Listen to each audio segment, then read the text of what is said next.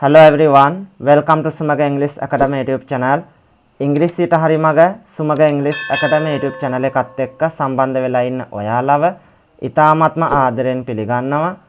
අද මේ වීඩියෝ එකෙන් ඔයාලට කියලා දෙන්න යන්නේ ඉංග්‍රීසි භාෂාව හදාරන සෑම කෙනෙක් විසින්ම දැනගන්න ඕනේ, ඉගෙන ගන්න ඕනේ පාඩමක් වන මේ tenses පාඩම් යටතේ තියෙන simple present tense සරල වර්තමාන කාලය පිළිබඳව තමයි අද මේ වීඩියෝ එකෙන් ඔයාලට කියලා දෙන්න බලාපොරොත්තු වෙන්නේ. ඉතින් simple present tense ඒ කියන්නේ සරල වර්තමාන කාලය පිළිබඳව සියල්ල දැනගන්න, ඉගෙන ගන්න මේ වීඩියෝ එක මුලින් ඉඳන් අවසන් වෙනකන් හරියට බලන්න කියලා මතක් කරනවා. ඒ වගේම තමයි මාගේ මේ YouTube channel එක තාමත් ඔයා subscribe කරලා නැත්නම් subscribe කරලා තියාගන්න කියලාත් ඉල්ලීමක් කරනවා. ඉතින් වැඩි කතාවක් නැතුව අපි එහෙනම් යමු අපේ පාඩමට.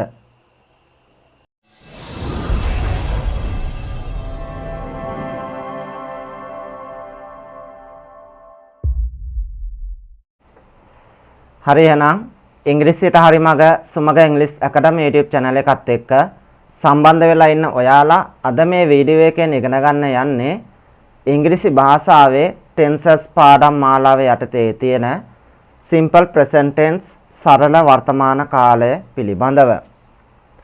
ඉතින් අපි සරල වර්තමාන කාලය පිළිබඳව ඉගෙන ගන්න කලින් බලමු මේ tenses කියලා කියන්නේ මොකක්ද? ඉංග්‍රීසි භාෂාව තුල තියෙන tenses මොනවාද කියන එක පිළිබඳව. tenses කියලා කිව්වම අපිට සාමාන්‍යයෙන් කාලය කියන අදහස ගන්න පුළුවන්. එතකොට ඉංග්‍රීසි භාෂාවේ ප්‍රධාන වශයෙන් tenses තුනක් තියෙනවා. ඒ තමයි present tense වර්තමාන කාලය, past tense අතීත කාලය, future tense අනාගත කාලය කියන මෙන්න මේ tenses තුන.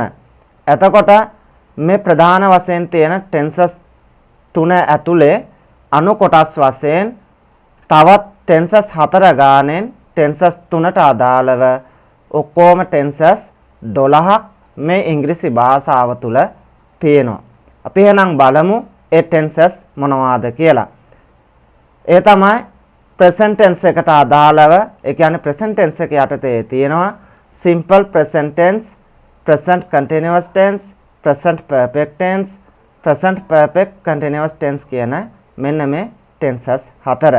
ඒ වගේම තමයි past tense අතීත කාලයේ යටතේ තියෙනවා simple past tense, past continuous tense, past perfect tense, past perfect continuous tense කියන මෙන්න මේ tenses හතර.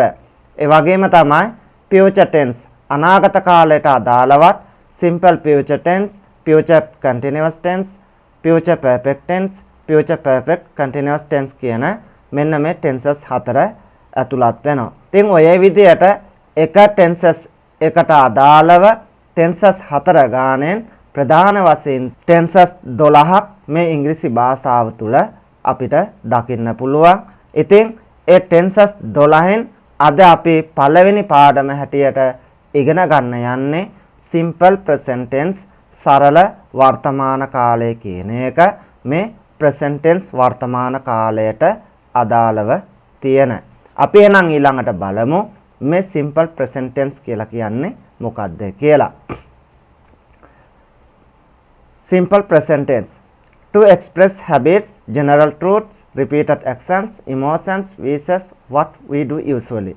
ඒ කියන්නේ මේ simple present tense එක අපි භාවිතා කරන්නේ to express habits. ඒ කියන්නේ මොනවා හරි පුරුදු හැම තියෙනවා නම් ඒවා විස්තර කරන්න, පැහැදිලි කරන්න කියන්න තමයි මේ simple present tense එක අපි භාවිතා කරන්නේ. ඒ වගේම තමයි general truths සාමාන්‍ය සත්‍යතාවයන්, ඒ කියන්නේ ලෝකයේ තුල සාමාන්‍ය සත්‍යයන් වශයෙන් පවතින තියෙන දේවල්.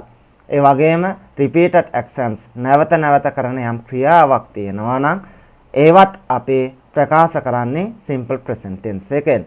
ඒ වගේම තමයි emotions මොනවා හරි හැඟීමක් තියෙනවා නම් ඒ හැඟීම් ප්‍රකාශ කරන්නත්, wishes ඒ වගේම ප්‍රාර්ථනාවන් තියෙනවා නම් ප්‍රාර්ථනා ප්‍රකාශ කරන්නත් කියනවත් අපි පාවිච්චි කරන්නේ භාවිතා කරන්නේ මේ simple present tense කියන එක. ඒ වගේම තමයි what we do usually අපි සාමාන්‍යයෙන් නිතර කරන කියන දේවල් හැම දෙයක්ම අපි ප්‍රකාශ කරන්න කියනද භාවිතා කරනවා මේ simple present tense එක සරල වර්තමාන කාලය කියන එක. එතකොට අපි එහෙනම් ඊළඟට බලමු උදාහරණ කීපයක් අරගෙන. පළවෙනි උදාහරණය තමයි my father reads newspapers every day කියන එක. ඒ කියන්නේ මගේ තාත්තා හැමදාම පත්තර කියවනවා කියන එක. එතකොට මේ වාක්‍යයේදී හැමදාම සාමාන්‍යයෙන් පුරුද්දක් විදියට කරන ක්‍රියාවක් ගැන තමයි මේ කියන්නේ පත්තර කියවනවා කියලා. ඉතින් ඒ නිසා මේ වාක්‍ය අපි ලියලා තියෙන්නේ simple present tense එකෙන් සරල වර්තමාන කාලයෙන්. එතකොට මේ සරල වර්තමාන කාලයෙන් කියලා අපි හඳුනාගන්නේ දැනගන්නේ Taman මේ verb එක ක්‍රියාපදයේ යොදන ස්වරූපයේ අනුව. එතකොට මේකදී අපි ක්‍රියාපදයේ යොදාගෙන තියෙන්නේ reads කියලා. ඒ කියන්නේ simple present tense ස්වරූපයෙන්. ඉතින් මේ reads කියලා යොදාගෙන තියෙන්නේ subject එක.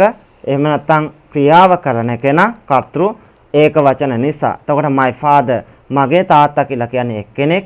ඒ නිසා තමයි reads කියලා යොදාගෙන තියෙන්නේ. එතකොට subject එක බහුවචනයි නම් එක්කෙනෙකුට වඩා වැඩි දෙයක් ගැන නම් අපි මේ කියන්නේ.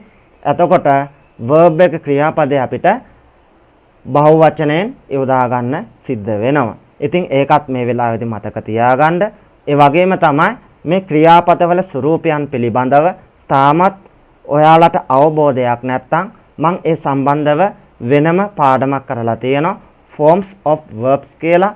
ඒ ක්‍රියාපදවල ස්වරූපයන් පිළිබඳව. ඉතින් ඒ පාඩම තාමත් ඔයා බලලා නැත්නම් පහළ description එක link එක දාලා තියෙනවා. කැමති කෙනෙක් ඉන්නවා නම් බලන්න පුළුවන්. ඒ වගේම තමයි මේ forms of verbs යටතේ කරපු පාඩම අනිවාර්යෙන්ම බලන්න කියලා මතක් කරනවා, ඉල්ලීමක් කරනවා. ඒ මොකද ඉදිරියට තියෙන පාඩම් ටික අපි හරියට ඉගෙන ගන්න නම් අවබෝධ කරගන්න නම් මේ ක්‍රියාපදවල ස්වරූපයන් පිළිබඳව හොඳ අවබෝධයක් අපි ළඟ තියෙන්න ඕනේ. ඉතින් ඒක නිසා අනිවාර්යෙන්ම ඒ ක්‍රියාපදවල ස්වරූපයන් පිළිබඳව කරපු පාඩම බලන්න කියලා මතක් කරමින් අපි එහෙනම් ඊළඟට බලමු තවත් උදාහරණ කීපයක් අරගෙන. ඊළඟ උදාහරණය තමයි they go to school by bus කියන එක. ඒ කියන්නේ ඔවුන් පාසලට බස් එකෙන් යනවා කියන එක. එතකොට මේ වාක්‍යයේදී they ඔවුන් කියලා කියන්නේ බහුවචන පදයක්. ඉතින් ඒක නිසා verb එක ක්‍රියාපදය අපි යොදාගෙන තියෙන්නේ simple present tense එකේ බහුවචන ස්වරූපයෙන්. එතකොට මේ ඉංග්‍රීසි භාෂාව තුළ තියෙන verb එක ක්‍රියාපදය හැම වෙලාවෙම තියෙන්නේ බහුවචන ස්වරූපයෙන්. ඒ නිසා තමයි අපි මේකදී go කියන මේ verb එක ක්‍රියාපදය go කියලාම බහුවචන ස්වරූපයෙන් යොදාගෙන තියෙන්නේ. එතකොට they go to school by bus කියලා කියන්නේ ඔවුන් පාසලට බස් එකෙන් යනවා කියන එක. ඊළඟ උදාහරණය තමයි everybody hates Sri Lankan politics කියන එක.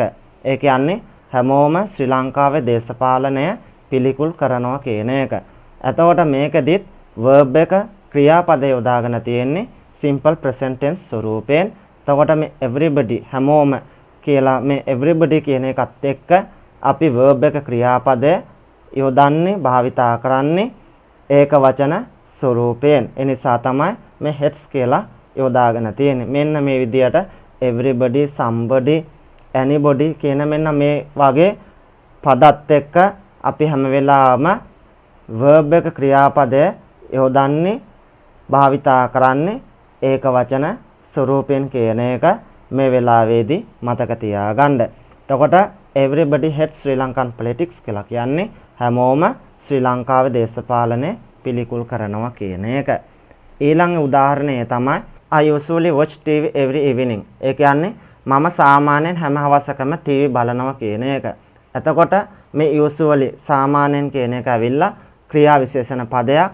මේ විදියට always, often, occasionally, seldom, rarely, sometimes කියන මෙන්න මේ විදිහේ ක්‍රියා විශේෂණ පද ගොඩාක් දුරට අපි යොදන්නේ භාවිතා කරන්නේ මේ simple present tense එකෙන්. එතකොට ඒ ක්‍රියා විශේෂණ පදත් සමග අපි යම් දෙයක් කියන්න ඕනේ නම් ප්‍රකාශ කරන්න ඕනේ නම් අපිට කරන්න තියෙන්නේ ඒ ක්‍රියා විශේෂණ පදය verb එකට ක්‍රියාපදයට මුලින් යොදා ගන්න එක. එතකොට I usually watch TV every evening කියලා කියන්නේ මම සාමාන්‍යයෙන් හැම හවසකම TV බලනවා කියන එක. එහෙනම් අපි ළඟට තවත් උදාහරණයක් අරන් බලමු. ඒ තමයි we sometimes play cricket. ඒ කියන්නේ අපි සමහර වෙලාවට ක්‍රිකට් සෙල්ලම් කරනවා කියන එක. එතකොට මේ වාක්‍යයේදීත් අපි මේ sometimes කියන සමහර වෙලාවට කියන ක්‍රියා විශේෂණ පදේ යොදාගෙන තියෙන්නේ verb එකට ක්‍රියාපදයට කලින්. ඔන්න ඔය විදිහට අපිට ක්‍රියා විශේෂණ පදයක් සමග යම් දෙයක් ප්‍රකාශ කරන්න වුණොත් මේ simple present tense එකේදී අපිට මේ ක්‍රියාපදයට මුලින් යොදාගෙන ඒ අදහස ප්‍රකාශ කරන්න පුළුවන්. අන්න ඔය විදිහට තමයි අපිට මේ simple present tense එකෙන් යම් දෙයක් ප්‍රකාශ කරන්න ඕන නම් කියන්න ඕන නම් කියන්න තියෙන්නේ ප්‍රකාශ කරන්න තියෙන්නේ. ඒ වගේම තමයි අපිට මේ simple present tense එකේදී අර කලින් පාඩම් වලදී අපි ඉගෙන ගත්තා වගේම negative interrogative forms වලින් උනත් යම් අදහසක් ප්‍රකාශ කරන්න ඕන වුණොත් කියන්න පුළුවන් ප්‍රකාශ කරන්න පුළුවන්. අපි එහෙනම් ඊළඟට බලමු මේ simple present tense එකේදී කොහොමද අපි negative form එකෙන් interrogative form එකෙන් යම් දෙයක් ප්‍රකාශ කරන්නේ කියන එක පිළිබඳව. පළවෙනි උදාහරණය තමයි ඔහු ඉංග්‍රීසි ඉගෙන ගන්නවා කියන එක. ඒ කියන්නේ he learns English කියන එක. මේක අපිට කියන්න ඕනේ negative form එකෙන් නැත කියන අර්ථයෙන් ඔහු ඉංග්‍රීසි ඉගෙන ගන්නේ නැහැ කියලා. ඒක කොහොමද එතකොට අපි ඉංග්‍රීසියෙන් කියන්නේ? මේ simple present tense එකේදී සරල වර්තමාන කාලයේදී නැත කියන අර්ථය ගන්නත් ඒ වගේම තමයි යම් ප්‍රශ්නයක් අපි අහන්නත් අපිට ඒකට වෙනම ආධාරක එහෙම නැත්නම් උපකාරක ක්‍රියාපද දෙකක් ගන්න සිද්ධ වෙනවා. ඉතින් මේ simple present tense එකට අදාළව තියෙන උපකාරක ක්‍රියාපද දෙක තමයි do does කියන මෙන්න මේ උපකාරක ක්‍රියාපද දෙක. මේකෙන් do කියන උපකාරක ක්‍රියාපදය අපි භාවිතා කරන්නේ බහුවචන වාක්‍ය සමග. ඒ කියන්නේ subject එක ක්‍රියාව කරන කෙනා බහුවචනයි නම් තමයි අපි මේ do කියන උපකාරක ක්‍රියාපදය යොදන්නේ. ඒ වගේම තමයි subject එක කර්තෘ ඒක වචනයි නම් ඒ වාක්‍යවලදී අපි does කියන එක තමයි භාවිතා කරන්නේ. එතකොට මේකදී ඔහු ඉංග්‍රීසි ඉගෙන ගන්නේ නැහැ කියන එක කොහොමද එතකොට අපි කියන්නේ? එතකොට මේකදී අපිට ගන්න වෙන්නේ does කියන මෙන්න මේ උපකාරක ක්‍රියාපදය. මොකද ඔහු කියලා තමයි තියෙන්නේ. ඒක වචන කර්තෘ කෙනෙක් තමයි subject කෙනෙක් තමයි මේ වාක්‍ය තුල ඉන්නේ. ඉතින් ඒක නිසා he learn English කියන එක අපිට නැත කියන අර්ථයෙන් ඉගෙන ගන්නේ නැහැ කියලා කියන්න නම් කරන්න වෙනවා. මෙන්න මේ does කියන එකට not එකතු කරලා ඒක ක්‍රියාපදයේ මුලින් යොදා ගන්න. එතකොට he does not learn English කියලා කියන්නේ ඔහු ඉංග්‍රීසි ඉගෙන ගන්නේ නැහැ කියන එක. එතකොට මේ does not කියන එක අපිට කෙටි කරලා වුණත් කියන්න පුළුවන් doesn't කියලා. එතකොට he doesn't learn English කියලා කියන්නේ ඔහු ඉංග්‍රීසි ඉගෙන ගන්නේ නැහැ කියන එක. එතකොට ඔහු ඉංග්‍රීසි ඉගෙන ගන්නවාද කියලා කොහොමද අපි interrogative form එකෙන් යම් ප්‍රශ්නයක් අහන්නේ? ඒ වගේ වෙලාවකදී අපිට කරන්න තියෙන්නේ මේ simple present tense එකට අදාළව තියෙන උපකාරක ක්‍රියාපදය වාක්‍ය මුලට ගන්න එක විතරයි. එතකොට මේකදී අපි භාවිතා කරන උපකාරක ක්‍රියාපදය මොකද්ද? does කියන එක. මොකද subject එක කර්තෘ ඒක වචන නිසා. ඉතින් ඒක නිසා does he learn English කියලා කිව්වම ඔහු ඉංග්‍රීසි ඉගෙන ගන්නවාද කියන අදහස එතකොට එනවා. ඔහු ඉංග්‍රීසි ඉගෙන ගන්නේ නැද්ද කියලා කොහොමද අපි negative interrogative form එකෙන් ප්‍රශ්නයක් අහන්නේ? ඒ වගේ වෙලාවකදී අපිට කරන්න තියෙන්නේ මේ උපකාරක ක්‍රියාපදයට does කියන එකට not එකතු කරලා ඒක වාක්‍ය මුලට ගන්න එක විතරයි. එතකොට does not එහෙම නැත්නම් doesn't he learn English කියලා කියන්නේ ඔහු ඉංග්‍රීසි ඉගෙන ගන්නේ නැද්ද කියන අදහස එතකොට එනවා. අන්න ඔය විදිහට තමයි මේ negative interrogative form එකෙන් අපිට මේ simple present tense එකට අදාළව තියෙන යම් දෙයක් ප්‍රකාශ කරන්න ඕනේ නම් කියන්න ඕනේ නම් කියන්න තියෙන්නේ ප්‍රකාශ කරන්න තියෙන්නේ. හරි එහෙනම් මේ ගැන තවදුරටත් අවබෝධ කරගන්න අපි තවත් උදාහරණයක් අරගෙන බලමු. ඒ තමයි ඔවුන් ජීවත් වෙන්නේ දුප්පත් ගමක කියන එක. ඒ කියන්නේ ඔවුන් දුප්පත් ගමක ජීවත් වෙනවා කියන එක. ඒක අපි ඉංග්‍රීසියෙන් කියන්නේ they live in a remote village කියලා. එතකොට මේක අපිට කියන්න ඕනේ negative form එකෙන් නැත කියන අර්ථයෙන් ඔවුන් දුප්පත් ගමක නෙමෙයි ජීවත් වෙන්නේ කියලා. ඒක කොහොමද අපි ඉංග්‍රීසියෙන් කියන්නේ? ඒක ඉංග්‍රීසියෙන් කියන්න නම් අපට මේ simple present tense එකට අදාළව තියෙන උපකාරක ක්‍රියාපද දෙකෙන් එකක් ගන්න වෙනවා. එතකොට මේ වාක්‍යයේදී අපිට ගන්න වෙන උපකාරක ක්‍රියාපදය තමයි do කියන එක. ඒකට හේතුව තමයි ඔවුන් කියලා කියන්නේ බහුවචන කර්තෘ කෙනෙක්, බහුවචන සබ්ජෙක්ට් එකක්. ඉතින් ඒක නිසා තමයි අපිට මේකදී do කියන උපකාරක ක්‍රියාපදය ගන්න වෙන්නේ. එතකොට නැත කියන අර්ථය ගන්න නම් අපිට කරන්න වෙනවා මේ do කියන උපකාරක ක්‍රියාපදයට not එකතු කරන්න. එතකොට do not. එහෙම නැත්නම් කෙටි කරලා අපිට කියන්න පුළුවන් don't කියලා. එතකොට they don't live in a remote village කියලා කියන්නේ ඔවුන් ජීවත් වෙන්නේ දුප්පත් ගමක නෙමෙයි කියන අදහස එතකොට එනවා. ඔවුන් දුප්පත් ගමකද ජීවත් වෙන්නේ කියලා ඉන්ටර්ගේටිව් ෆෝම් එකෙන් කොහොමද අපි අහන්නේ? ඒ ඉන්ටර්ගේටිව් ෆෝම් එකෙන් යම් දෙයක් අහන්න නම් අපිට කරන්න තියෙන්නේ උපකාරක ක්‍රියාපදයේ වාක්‍ය මුලට ගන්න එක විතරයි. එතකොට do they live in a remote village කියලා කියන්නේ ඔවුන් දුප්පත් ගමකද ජීවත් වෙන්නේ කියන අදහස එනවා. ඊළඟට ඔවුන් දුප්පත් ගමක නෙමෙයිද ජීවත් වෙන්නේ කියලා කොහොමද කියන්නේ? ඒ වගේ වෙලාවකදී කරන්න තියෙන්නේ මේ උපකාරක ක්‍රියාපදයට not කියලා එකතු කරලා ඒක වාක්‍ය මුලට ගන්න එක විතරයි. එතකොට don't they live in a remote village කියලා කියන්නේ ඔවුන් දුප්පත් ගමක නෙමෙයිද ජීවත් වෙන්නේ කියන අදහස එතකොට එනවා. අන්න ඔය විදිහට තමයි මේ simple present tense එකට අදාළව අපිට negative interrogative forms වලින් යම් දෙයක් කියන්න ප්‍රකාශ කරන්න නම් කියන්න තියෙන්නේ ප්‍රකාශ කරන්න තියෙන්නේ. ඒ වගේම තමයි අපිට මේ simple present tense එකෙන් WH question යොදාගෙන ඕනෙම ප්‍රශ්නයක් අහන්න පුළුවන් කියන්න පුළුවන්. අපි එහෙනම් ඊළඟට බලමු WH question එකක් එහෙම නැත්නම් WH ප්‍රශ්නවාචී පදයක් යොදාගෙන කොහොමද අපි මේ simple present tense එකෙන් කෙනෙක්ගෙන් ප්‍රශ්නයක් අහන්නේ කියන එක පිළිබඳව. පළවෙනි උදාහරණය තමයි ඔයා කොහෙද ජීවත් වෙන්නේ කියන එක. එතකොට මේ වාක්‍යයේදී WH පදය හැටියට තියෙන්නේ WH question එක හැටියට තියෙන්නේ කොහෙද කියන එක. එතකොට මේ කොහෙද කියන එක අපේ ඉංග්‍රීසියෙන් කියන්නේ where කියලා. ඉතින් WH question එකකින් WH පදයකින් අපි යම් කෙනෙක්ගෙන් යම් ප්‍රශ්නයක් අහනවා නම් ඒ WH පදය තමයි අපිට වාක්‍ය මුලට දාගන්න ඕනේ. ඉතින් ඒක නිසා මේ ප්‍රශ්නයේදීත් එතකොට අපිට මේ කොහෙද කියන එක where කියන එක තමයි වාක්‍ය මුලට දාන්න වෙන්නේ. ඒ වගේම තමයි ඊට පස්සේ අපිට දාන්න වෙනවා උපකාරක ක්‍රියාපදය. එතකොට මේක උපකාරක ක්‍රියාපදය හැටියට අපිට දාන්න වෙන්නේ ඔයා කියලා තමයි කියන්නේ ඔයාගෙන් තමයි අහන්නේ. එතකොට ඔයා කියනකොට you කියලා තමයි අපි ඉංග්‍රීසියෙන් කියන්නේ. ඉතින් you කියන එකත් එක්ක එන උපකාරක ක්‍රියාපදය තමයි මේ simple present tense එකේදී do කියන එක. ඉතින් ඒක නිසා where do you ඊට පස්සේ තමයි verb එක ක්‍රියාපදය අපි යොදා ගන්න ඕනේ. එතකොට මේක verb එක තමයි ජීවත් වෙනවා කියන එක. ඉතින් ඒක නිසා live කියලා දානවා. where do you live කියලා කියන්නේ එතකොට ඔයා කොහෙද ජීවත් වෙන්නේ කියන එක. ඊළඟ උදාහරණය තමයි සති අන්තවලදී ඔහු මොකද කරන්නේ කියන එක. එතකොට මේ ප්‍රශ්නයේ තියෙන WH question එක එහෙම නැත්නම් WH පදය තමයි මොකද කියන එක.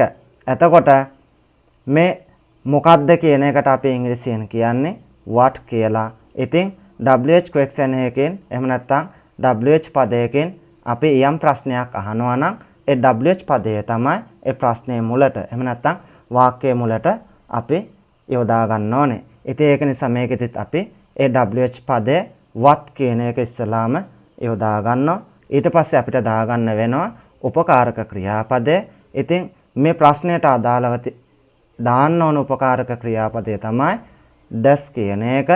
ඒකට හේතුව තමයි අපි එක්කෙනෙක් ගැන තමයි කතා කරන්නේ ඒක වචන දෙයක් පිළිබඳව. ඉතින් ඒක වචනත් එක්ක එන උපකාරක ක්‍රියාපදය තමයි මේ does කියන එක simple present tense එකේදී. ඉතින් ඒ නිසා තමයි මේ does කියන එක යොදාගෙන තියෙන්නේ. ඒ වගේම තමයි ඊළඟට subject එක එනවා. එතකොට මේකේ subject එක හැටියට එන්නේ ඔහු කියන එක.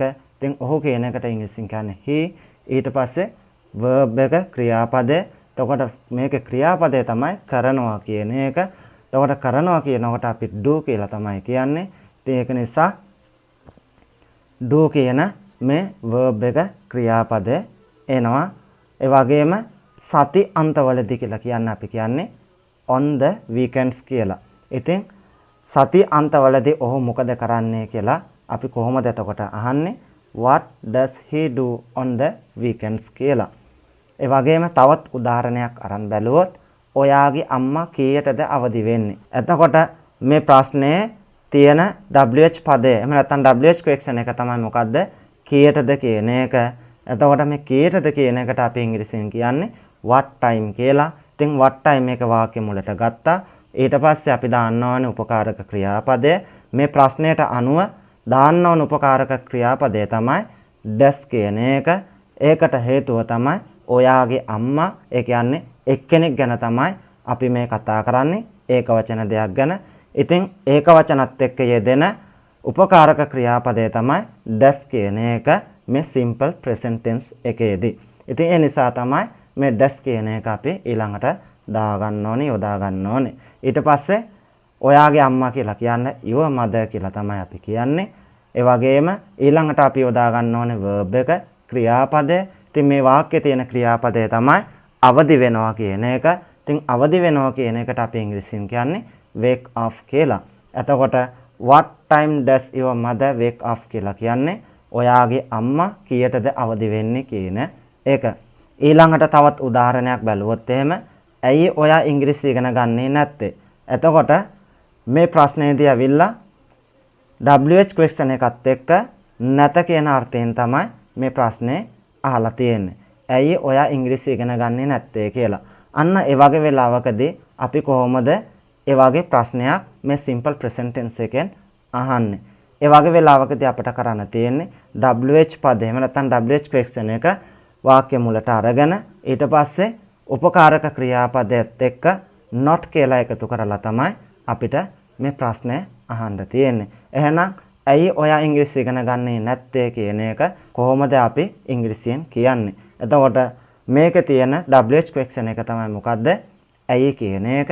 ඉතින් ඇයි කියලා අපි ඉංග්‍රීසියෙන් කියන්නේ why කියලා. ඉතින් why කියන එක වාක්‍ය මුලට දැම්මා. ඊට පස්සේ අපි යොදා ගන්න ඕනේ උපකාරක ක්‍රියාපද.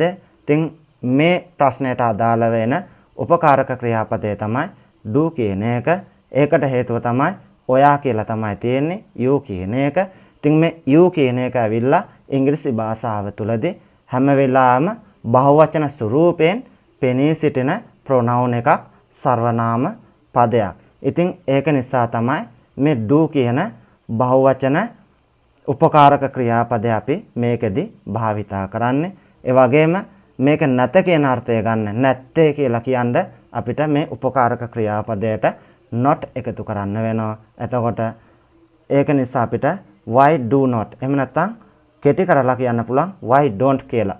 why don't you learn English? ඇයි ඔයා ඉංග්‍රීසි ඉගෙන ගන්නේ නැත්තේ කියන අදහස එතකොට එනවා.